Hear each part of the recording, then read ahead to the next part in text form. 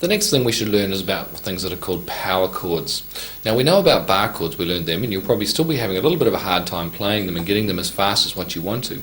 But power chords are a lot more simple.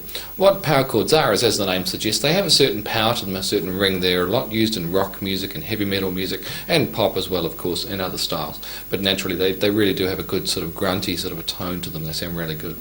We do need to learn how to play them for some of the blues and jazz type work we'll be doing, and so and they are very simple. So let's just go through them now.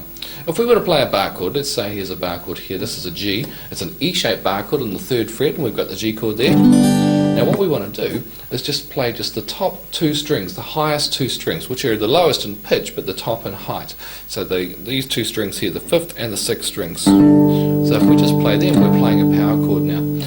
Naturally, we're still fretting the rest of the chord with the bar and everything. There's no need to do that anymore either. So if we just lift our fingers off and put them back on, just like that, onto the correct strings and the correct notes here, we have a power chord, just like that. So it's just these 2 fingers here. So for a G power chord, you would have the 1st finger on the 3rd fret of the 6th string, and the 3rd finger on the 5th fret of the 5th string, and that's our G power chord. Now, of course, you can't go and strum the guitar, because that won't sound very good, especially in other power chords. It sounds awfully weird.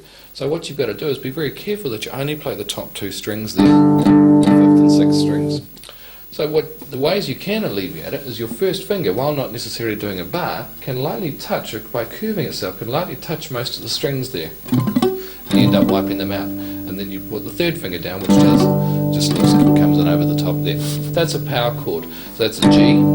Up here would be, so if we take the B chord, B major bar chord, and then we make it into a power chord, we have a B. You can have an A, of course. You can have any note you like. Just taking the bar chord and taking off the fingers to make a power chord. And that's what a power chord is. Very, very simple.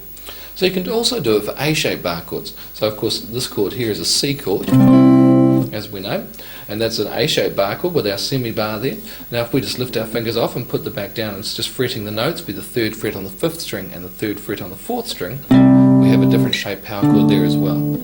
So that's what power chords are. They're predominantly used for, like I said, the likes of rock music with the sort of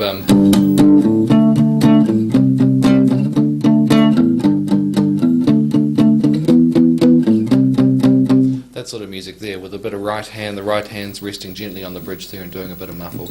So that's what power chords are, just 2 string notes where the 6th string and the 5th string on E-shaped power chords, and the 4th string and the 5th string on A-shaped power chords there. Nice and easy to do.